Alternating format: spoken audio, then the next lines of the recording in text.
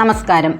പൂയംകുട്ടി മണികണ്ഠഞ്ചൽ ചപ്പാത്തിൽ ഒഴുക്കിൽപ്പെട്ട് മരണമടഞ്ഞ ബിജുവിന്റെ കുടുംബത്തെ സഹായിക്കുന്നതിനായി ഐഷാസ് ഗ്രൂപ്പിന്റെ ബസ്സുകൾ കാരുണ്യയാത്ര നടത്തി.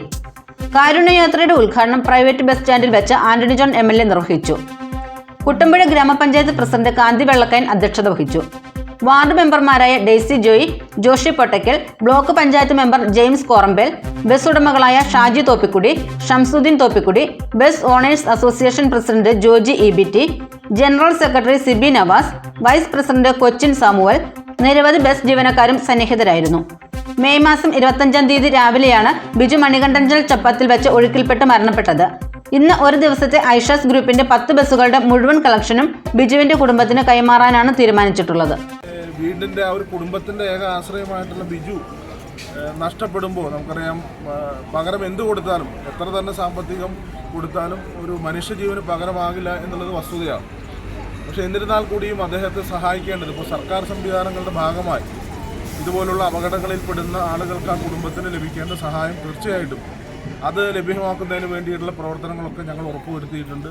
പക്ഷെ അതുകൊണ്ട് മാത്രം നമുക്ക് ആ കുടുംബത്തിന് ആവശ്യമായ കാര്യങ്ങൾ ചെയ്ത് നൽകാൻ കഴിയുകയില്ല. ഞാൻ സൂചിപ്പിച്ചു, രോഗിയായ അമ്മയും ഭാര്യയും 2 മക്കളുമാണ് ബിജുവിന്, മക്കളും അടങ്ങുന്നതാണ് ബിജുവിൻ്റെ കുടുംബം.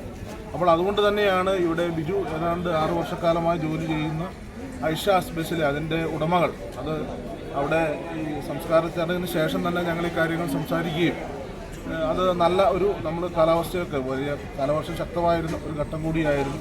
അത്യാവശ്യം കാലാവസ്ഥയൊക്കെ നോർമലാകുന്ന ഒരു ഘട്ടത്തിൽ ബിജുവിനായി ഇത്തരത്തിലുള്ള ഒരു ഫണ്ട് കളക്ഷൻ നടത്താമെന്നുള്ളത് അവർ അന്നേ തന്നെ സൂചിപ്പിച്ചിരുന്നു. PBOയുടെ ഭാരവാഹികളും അത്തരത്തിലുള്ള ഒരു ഉറപ്പ് നൽകിയിരുന്നു.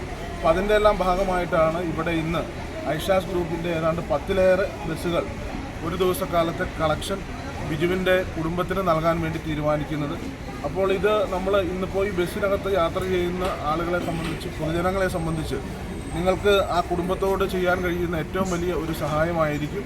നിങ്ങളാൽ കഴിയുന്ന പരമാവധി സഹായം ഇന്നത്തെ ഈ ഒരു ദിവസത്തെ ഈ ബിജുവിൻ്റെ കുടുംബ സഹായ ഫണ്ടിലേക്ക് എല്ലാവരും കൈമാറണം. അതിൻ്റെ തുടർച്ചയിൽ ഇതുകൊണ്ട് മാത്രം പൂർണ്ണമാവില്ല. അത്രയേറെ ഒരു ദയനീയമായ സാഹചര്യത്തിലാണ് ആ കുടുംബം മുന്നോട്ട് പോകുന്നത്.